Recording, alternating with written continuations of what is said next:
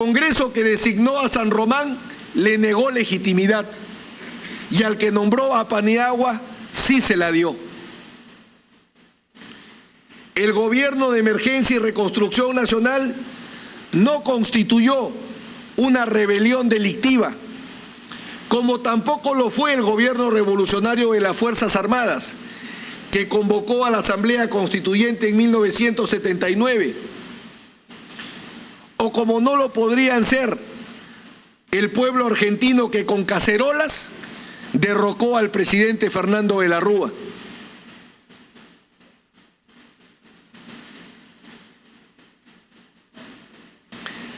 Mientras que en el caso de Valentín Paniagua se aprecia la adecuación social de su designación como presidente, en el caso de Máximo San Román es evidente una inadecuación. Y me permito hacer el siguiente gráfico para demostrarlo. El pueblo peruano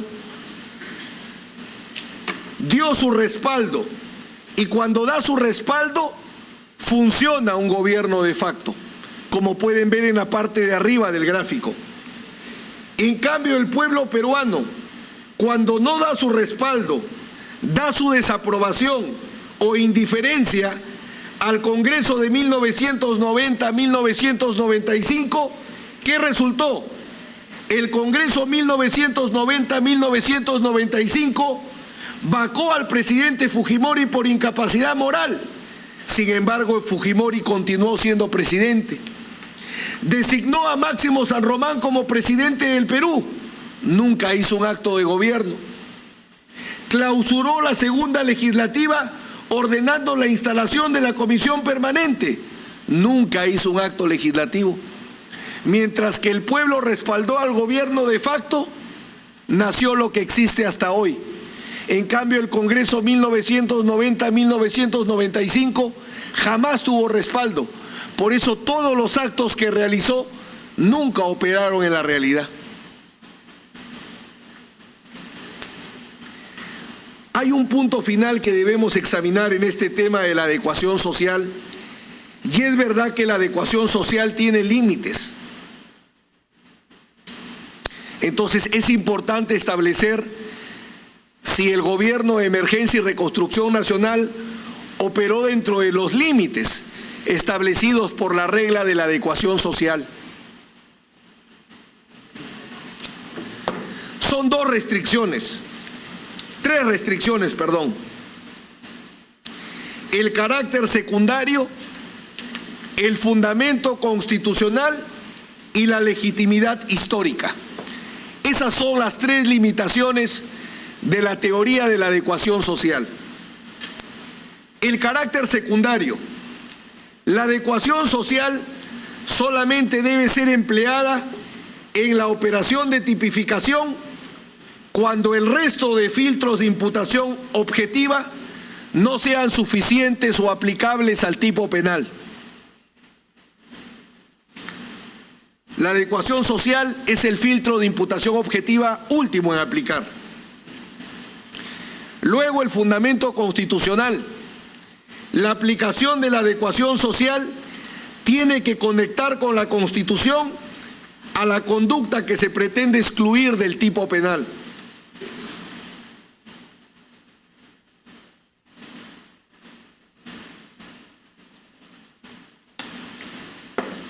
Y el tercer límite, la legitimidad histórica.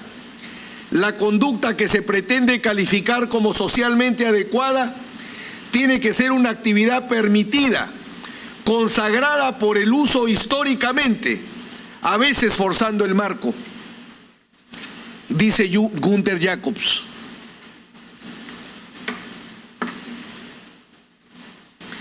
A continuación demostramos cómo los tres límites se respetan en este caso. Comencemos por el límite carácter secundario.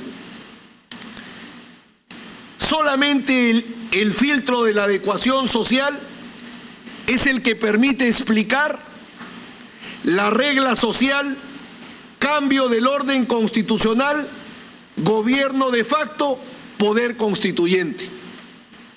O sea, necesariamente hay que trabajar con el filtro de adecuación social, porque la falta de imputación objetiva aquí radica en que los hechos del 5 de abril se basaron en una regla social. La regla social, cambio de orden constitucional, gobierno de facto, poder constituyente.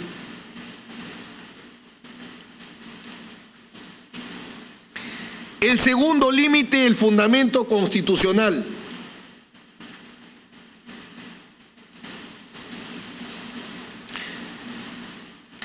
¿Cuál es el fundamento constitucional de esta regla social?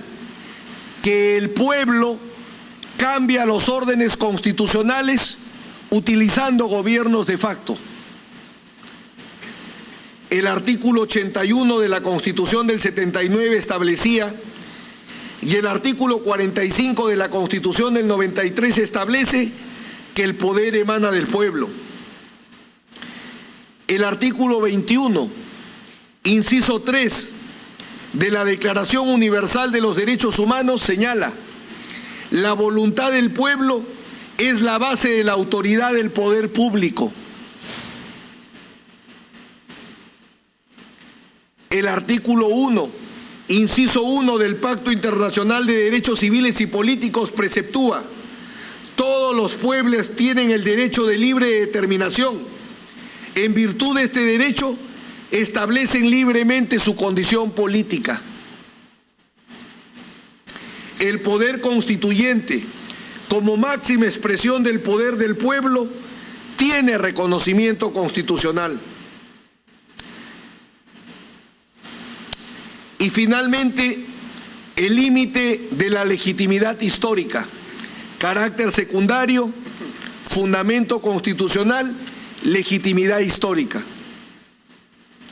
Ya se ha demostrado que 9 de 12 constituciones que ha tenido el Perú se crearon con la regla social, ruptura del orden constitucional, gobierno de facto, poder constituyente, nuevo orden constitucional.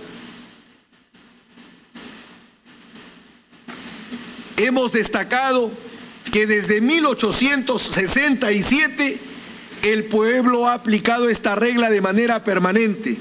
Esto es, primero se rompe con el orden constitucional formal, se instituye un gobierno de facto, se convoca al poder constituyente y se crea el nuevo orden constitucional. Con esta regla, repetimos, han sido creados todos los órdenes constitucionales ininterrumpidamente desde 1867.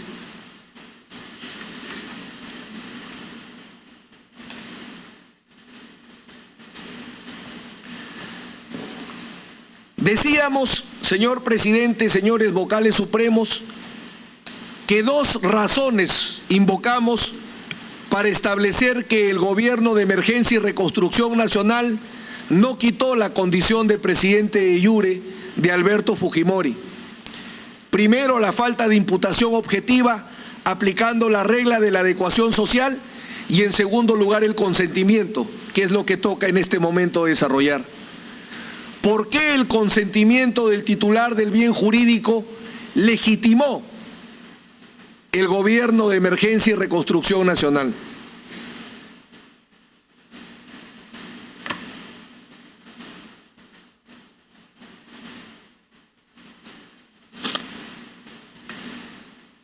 Lo primero que vamos a ver es el consentimiento como una causa de exclusión de la tipicidad. La causa de exclusión de tipicidad en el caso del consentimiento es la libertad de disposición del bien jurídico por su titular, garantizada por la Constitución. Así lo establece Klaus Roxin, Günther Stratenberg y José Hurtado Pozo. La libertad de acción o de disposición sobre el bien jurídico provoca que el consentimiento efectivo impida que la conducta encuadre en el tipo penal.